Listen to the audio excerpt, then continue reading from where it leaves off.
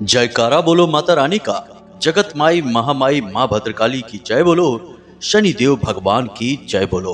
तो धनु राशि वालों, आप सभी का बहुत बहुत स्वागत है धनु राशि भिंड यूट्यूब चैनल में।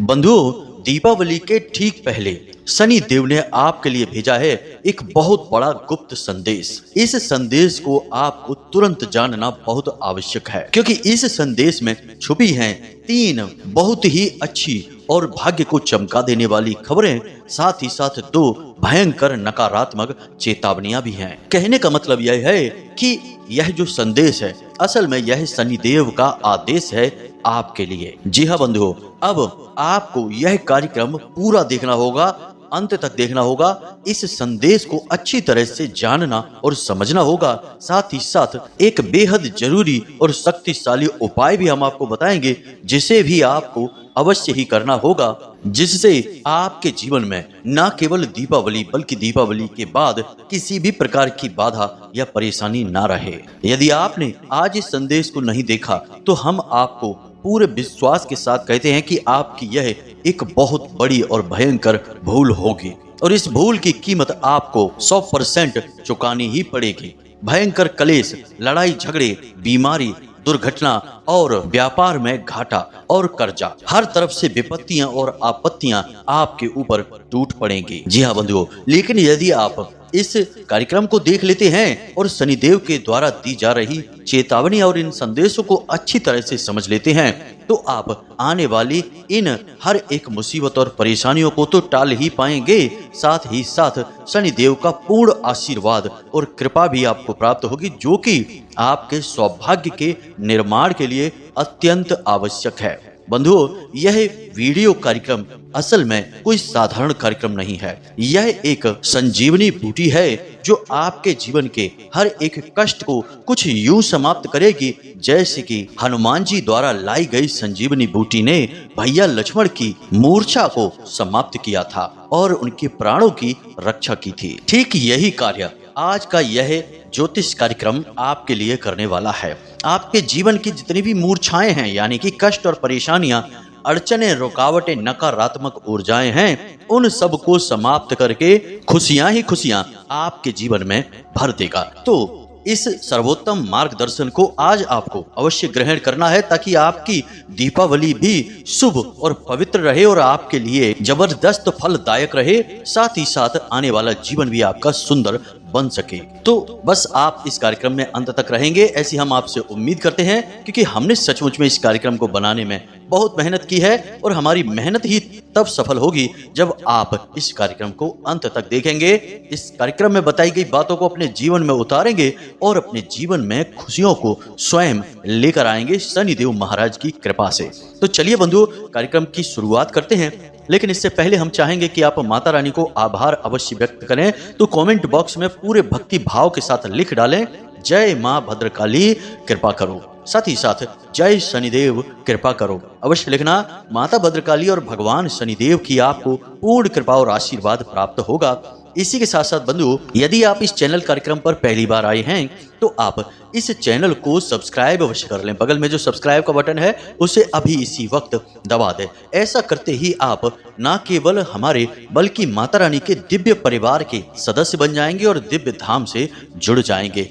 इसके बाद माता रानी की पूर्ण कृपा और आशीर्वाद आपको अपने आप ही प्राप्त होने शुरू हो जाएंगे। तो चलिए बंधुओं, जल्दी से चैनल को सब्सक्राइब करिए और प्रेम से बोलिए जय माई की, जय मां भद्रकाली। कार्यक्रम की शुरुआत करते हैं। बंधुओं, याद रखिए कि शनिदेव कर्म के देवता हैं, इस कलयुग के भगवान हैं, और हर एक व्यक्ति के जीवन पर, आपके जीवन पर भी उनकी पूरी नजर रहती है, और हर एक कर्म के फल देने के लिए शनिदेव हमेशा तैयार रहते हैं, और यह उन्हीं का नियंत्रण क्षेत्र है।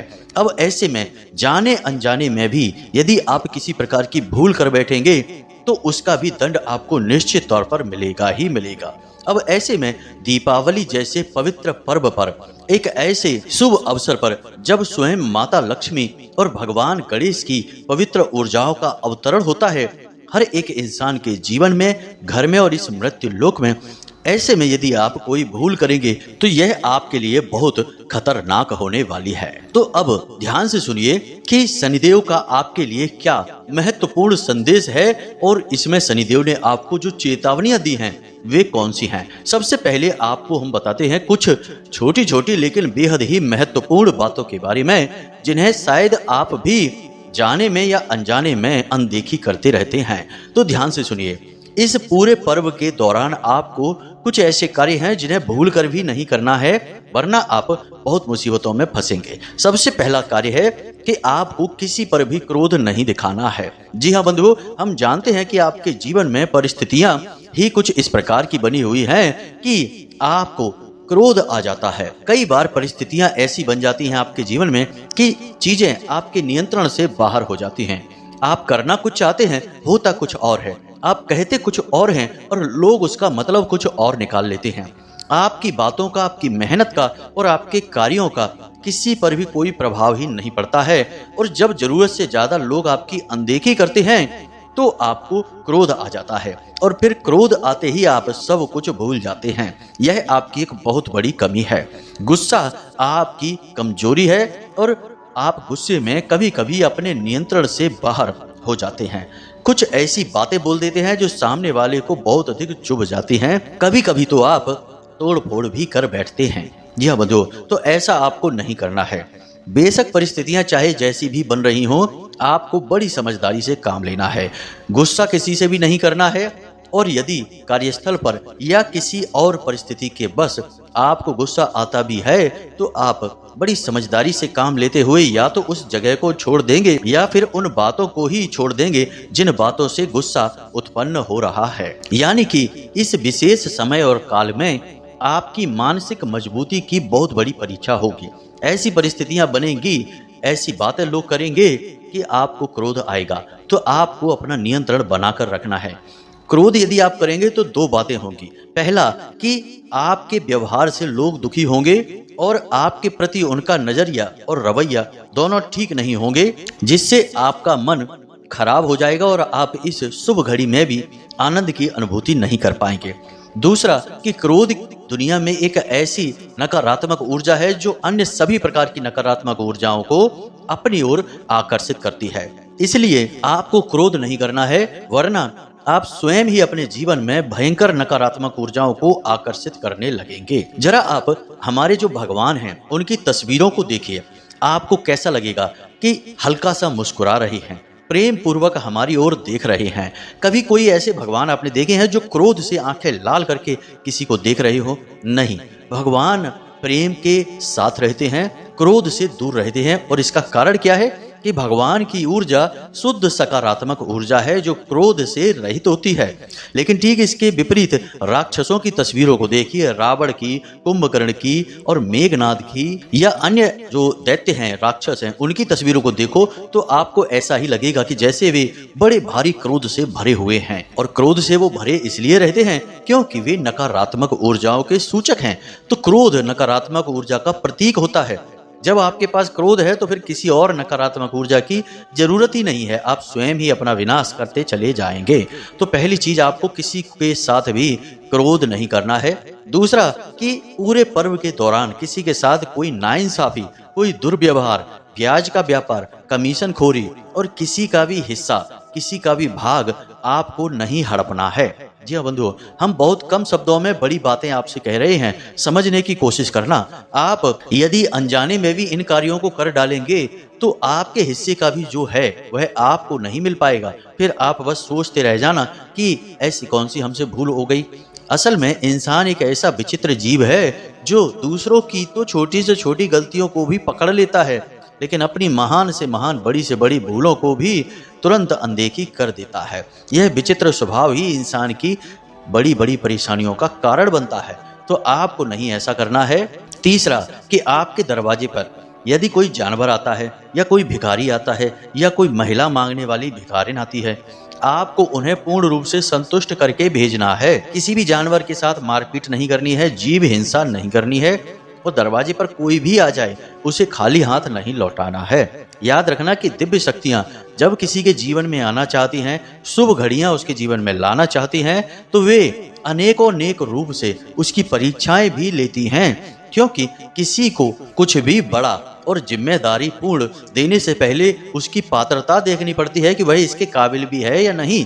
तो तो इसी प्रकार भगवान भी आपकी पात्रता को देखेंगे, आपके दिल को, आपकी दिल की दया को, व्यवहार को और आपके पवित्र मन को देखेंगे। तो आपको अपने मन की पवित्रता को ध्यान में रखते हुए व्यवहार करना है। जो भी दरवाजे पर आए ससम्मान उसे भोजन कराइए, थोड़े बहुत रुपए पैसे दीजिए, उसके चेहरे पर मुस्कुराहट आ जाए। इसी के साथ साथ एक और छोटा सा कार्य कि दीपावली के पर्व पर, धनतेरस के दिन और अन्य दिनों पर आप बाजार में जाकर सामान तो खरीदेंगे ही। खरीद करते समय आप जितना हो सके उतना मोल भाव कम करें। मोल भाव करने से कई बार ऐसा होता है कि कुछ गरीब अपनी कीमत के ऊपर नहीं नीचे चीजों को बेचने पर मजबूर हो जाते हैं, क्योंकि त्योहार का पर्व है। अब त्योहार के समय पर यदि वे चीजें नहीं बेच पाएंगे तो फिर पूरी साल वे रखी रह जाएंगी, कोई और लेगा ही नहीं। जैसे मिट्टी के दिए वगैरह हैं, रुई है, कौन खरीदेगा बाद में? पूरी साल तो दिए नहीं जलाते हैं। तो पटाखे हैं और जो रुई हैं और जो दीपक हैं, तमाम सारी चीजें हैं, तो इनको बस उसी समय पर उन्हें बेचना होता है।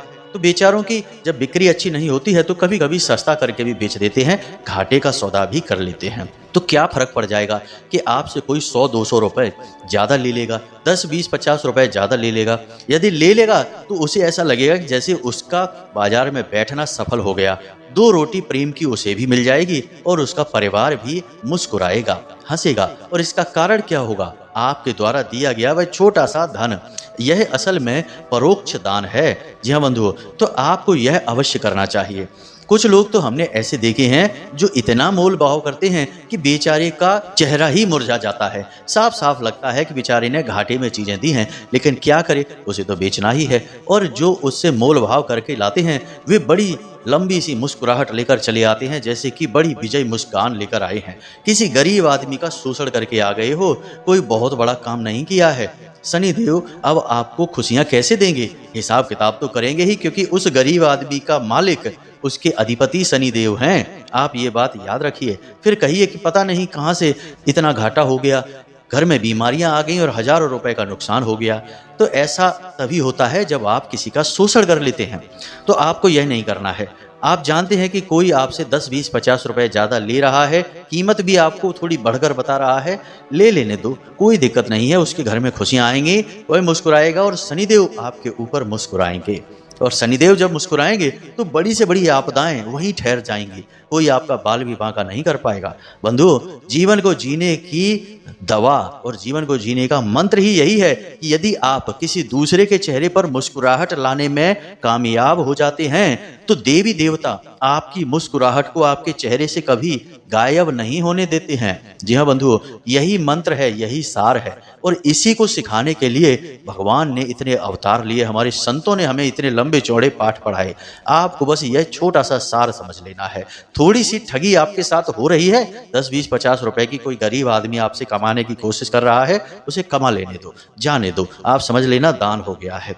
बंधुओं, यकीन मानिए कि आप यदि इन बातों को मानकर चलेंगे तो इस दीपावली के बाद आपके जीवन में जो होगा उसे देखकर आप खुद भी चौंक जाएंगे। माता लक्ष्मी और भगवान गणेश आपके घर में हमेशा के लिए विराजमान हो जाएंगे और हर एक बड़ी से बड़ी मुसीबत अपने आप पीछे हट जाएगी। हम वादा करते हैं आपको। इसी के साथ साथ बंधुओं, कुछ और जरूरी बातें हैं, जैसे कि नकारात्मक लोगों से दूर रहना, यानी जो दूसरों को ठगने की, जीव हिंसा करने की, दूसरों की चुगली, बुराइयां और दूसरों को सताने की बातें करते हैं और उसमें आनंद लेते हैं, ऐसे लोगों से आपको कोसों दूर रहना है। इन लोगों की छाया भी आपके जीवन पर नहीं पड़नी चाहिए। ये असल में राक्षस योनि के लोग होते हैं जो केवल और केवल दूसरों का शोषण करके जीने वाले होते हैं। आपको इनसे दूर रहना है। इसी के साथ साथ बंधुओं, कुछ बहुत जरूरी बातें हैं। आपके घर में यदि कुछ चीजें पड़ी हुई हैं जो कि नकारात्मकता की सूचक हैं, उन्हें घर से तुरंत हटा दीजिए। जी हाँ बंधुओं, पहले आपके घर में जो कबाड़ का सामान है, जंग लगा सामान है, टूटी घड़ी है, पुराना कैलेंडर है, टूटे फटे फर्नीचर हैं और साथ ही साथ ऐसे कपड़े जो फट चुके हैं, जिनमें छेद हो चुके हैं, उन्हें भी अपने घर में आपको नहीं रखना है। इससे आपका राहु, शनि और केतु तीनों ग्रह खराब हो जाते हैं। साथ ही साथ शुक्र भी आपके लिए नकारात्मक प्रभाव देने लगते हैं। इन चीज़ों को निकाल देना है। साथ ही साथ कोई मादक पदार्थ आपके घर में यदि रखा है, क्योंकि कुछ लोगों को शौक होता है कि अपने घर में शराब की बोतलें लाकर रख लेते हैं और भी तमाम तरीके के नशीली पदार्थ होते हैं, आप खुद ही समझते हैं, सबको आप बखान करने की जरूरत नहीं है। तो यदि आपके घर में रखा है तो इसे दीपावली से पहले पहले निकाल कर बाहर फेंक दें, घर में ना रखें। साथ साथ ही साथ घर के सभी सदस्यों को अच्छी तरह से यह समझा दें कि अब आपको ना तो शराब पीनी है, ना कोई मांस भक्षण यानी मांस, मदिरा, जुआ, शराब, वेश्यावृत्ति, किसी भी प्रकार का कोई गलत कार्य नहीं करना है। इन सब कार्यों से ही नकारात्मक ऊर्जा जीवन में आती है, कष्ट और परेशानी भी आते हैं। साथ ही साथ कुछ लोगों का शौक होता है कि त्योहार के दिनों पर छुट्टियां मिल जाती हैं तो बोले चलो पार्टी करते हैं, और पार्टी में क्या करेंगे, शराब पिएंगे, जुआ खेलेंगे और उल्टी सीधी बातें करेंगे। अब ये हरकतें किसकी होती हैं? आप देखिए, रामायण को देखिए, भागवतम को देखिए, ये सारी हरकतें कौन करते हैं? राक्षस करते हैं। देवी देवताओं की हरकतें और संतों की हरकतें ये नहीं है। और जब आप जीवन में इस प्रकार के कार्य करते हैं या आपके घर का कोई सदस्य ऐसे कार्य करता है, फिर आप कहें कि हमारे जीवन में दुख क्यों है, कष्ट क्यों है, देवी देवता हमारी सुनते क्यों नहीं हैं, तो कैसे आपके जीवन में कष्ट नहीं होंगे? देवी देवता कैसे आपकी सुनेंगे जब आपका व्यवहार तो राक्षसों वाला है और आप कृपा देवताओं से चाहते हैं? तो ऐसे नहीं होता। दो नाव की सवारी एक साथ नहीं हो सकती है। तो इन कार्यों को भी आपको भूल कर भी इस त्योहार के समय पर नहीं करना है। अब कुछ छोटी छोटी लेकिन बहुत जरूरी बातें और आप जान लीजिए कि इस दीपावली के पर्व पर आपको पैसे की फिजूल खर्ची बिल्कुल नहीं करनी है। जहां जरूरत है केवल वही पैसा खर्चा करना है। दूसरा कि किसी को भी किसी भी प्रकार से उधार नहीं देना है और आपको भी किसी से कोई कर्जा नहीं लेना है। पैसे का दुरुपयोग नहीं करना है, उसे संभाल कर रखना है। और यदि आपके पास पूरा पैसा यानी कि बैंक अकाउंट वगैरह में जमा रहता है तो थोड़ी बहुत रकम अपने घर में लाकर अवश्य रखें। अपनी घर की तिजोरी में भी थोड़ा पैसा अवश्य रखें। खाली तिजोरी आप ना रखें और 10, 20, 50, 100 रुपए भी ना रखें। 10, 20 हजार या फिर जितना आप रख सकते हैं आप अपने घर की तिजोरी में पैसे को रखें। देखो, कहा जाता है ना कि पैसा ही पैसे को खींचता है। तो माता लक्ष्मी की ऊर्जा पैसे की ऊर्जा से आकर्षित होती है।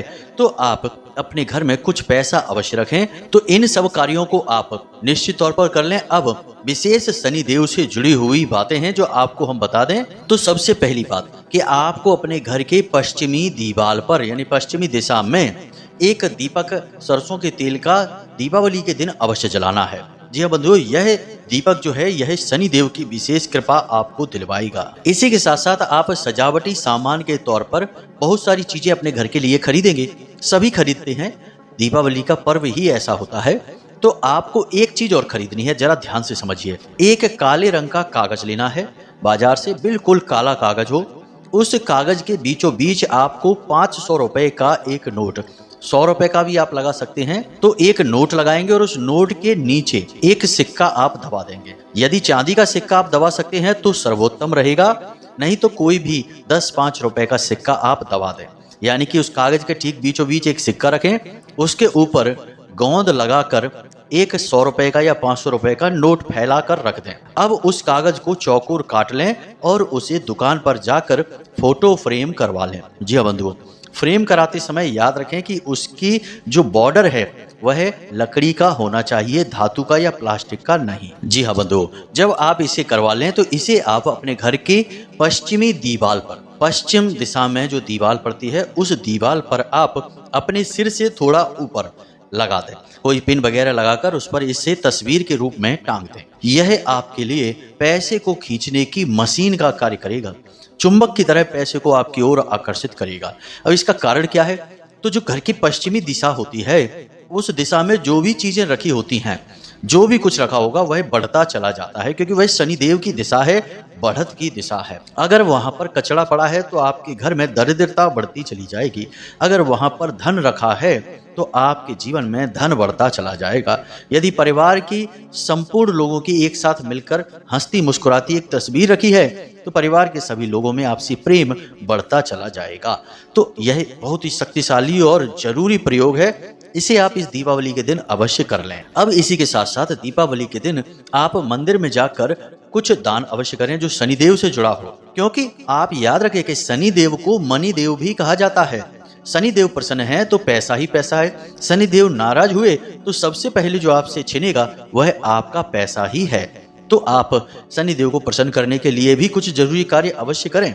तो आपको क्या करना है कि एक काले रंग का कपड़ा लेना है, कोरा कपड़ा लेना है बाजार से खरीद कर, और उस कपड़े में आपको 8 मुट्ठी उड़द की दाल रखनी है। जी हाँ बंधुओं, 8 मुट्ठी उड़द की दाल रखनी है और एक लोहे का छल्ला उसमें रख देना है। साथ ही साथ एक छोटी सी शीशी में सरसों का तेल भी आपको रखना है और उसे भी आपको उसी पोटली में रख देना है और उसे एक बड़ी सी पोटली का आकार दे देना है।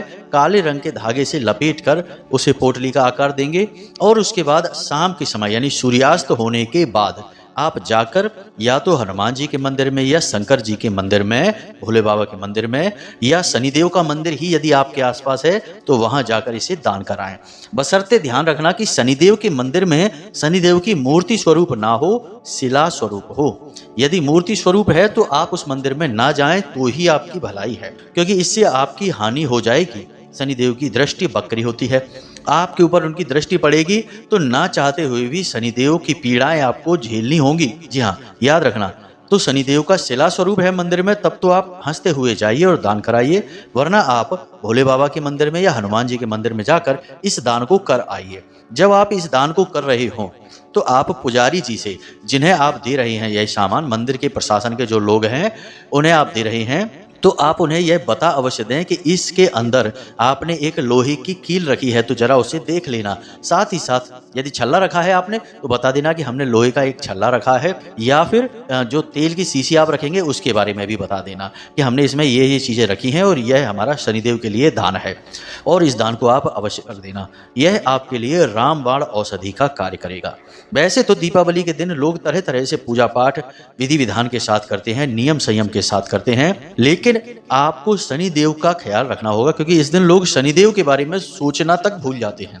जी हाँ बंधुओं, एक छोटी सी बात और है कि जब आप लक्ष्मी पूजन करेंगे रात्रि के समय तो आप देवी देवताओं की पूजा पाठ तो करते ही हैं, लक्ष्मी माता की भी पूरे विधि विधान से पूजा पाठ करेंगे, लेकिन पूजा करने से पहले आपको अपने कुल देवी या देवता का आवाहन भी अवश्य करना है। जी हाँ बंधुओं, जो पूजा कर रहे होंगे व्यक्ति, उनसे कहना कि आंखें बंद करके मन में प्रार्थना कीजिए कि हे कुल देवी, हे कुल देवता, आप जो भी हैं, यदि आप उनके बारे में जानते हैं तब तो उनका नाम लेकर आवाहन करिए, और यदि नहीं जानते तो ऐसा बोलना है कि आप जो भी हैं हम आपके बारे में नहीं जानते हैं, फिर भी हम पूरे प्रेम और सम्मान के साथ आपका आवाहन करते हैं। आप आइए और हमारी इस पूजा में शामिल होइए और इस पूजा को सफल बनाइए। साथ ही साथ आपको अपने पितृ देवताओं का भी आह्वान करना है।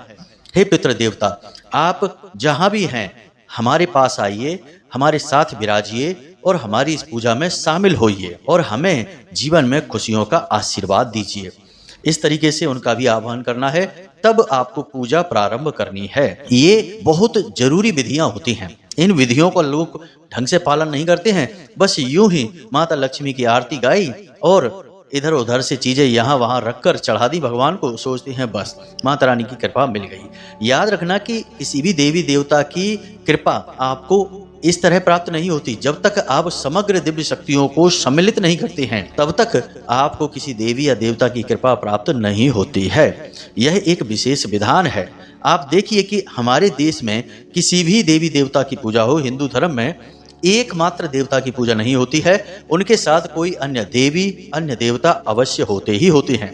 जैसे प्रभु श्री राम के साथ में हनुमान जी होते हैं, कृष्ण भगवान के साथ में राधे जी होती हैं, प्रभु हनुमान जी के साथ में राम दरबार होता है, भोले बाबा के साथ तो पूरा शिव परिवार होता है, जिसमें कि भगवान गणेश जी भी हैं, शक्ति माता यानी कि देवी के संपूर्ण स्वरूप होते हैं, चाहे देवी तारा हो, बगलामुखी, छिन्नमस्ता या फिर बगलामुखी हो, कोई भी हो। तो यहाँ से आप समझिए कि आप संपूर्ण देवी देवताओं का आवाहन करेंगे और उन विधि विधान से पूजन करेंगे तो ही आपकी पूजा सफल होगी। इन सारे नियमों को आप मानिए तो आपको न केवल माता की कृपा, धन संपत्ति, वैभव, सुख प्राप्त होगा, बल्कि भगवान शनिदेव की भी आपको कृपा प्राप्त होगी, जिनकी कृपा आपके लिए बेहद आवश्यक है। बिना इनकी कृपा के आपके जीवन में खुशियां आ पाना संभव ही नहीं है, क्योंकि इस कलयुग के भगवान और जो सभी इंसानों की, मानवों के भाग्य के और कर्म के निर्माता हैं, वे शनिदेव ही हैं। तो उम्मीद है कि यहाँ तक जो बातें हमने आपको बताई हैं आपको अच्छी तरह से समझ में आ गई हैं। अब इन बातों का आप प्रयोग करके अपने दीपावली को निश्चित सफल बनाएंगे और सुखी जीवन व्यतीत करेंगे। अब यदि कोई प्रश्न आपके मन में उठे तो आप कमेंट करके पूछ लें या फिर व्हाट्सएप नंबर पर मैसेज करके भी पूछ सकते हैं। इसी के साथ साथ आज के इस कार्यक्रम को विराम देते हैं। हमेशा हंसते रहिए, मुस्कुराते रहिए, सकारात्मक रहिए और दिन में एक बार मंदिर अवश्य हो आइए, क्योंकि आपका उद्धार तो वहीं से होना है। प्रेम से बोलिए जय माई की, जय माँ बगलामुखी, जय शनिदेव। माता रानी और भगवान शनिदेव आपके ऊपर पूरी कृपा करेंगे, हमें पूर्ण विश्वास है। मिलते हैं अगले ज्ञानवर्धक कार्यक्रम में, तब तक के लिए धन्यवाद। जय माई की।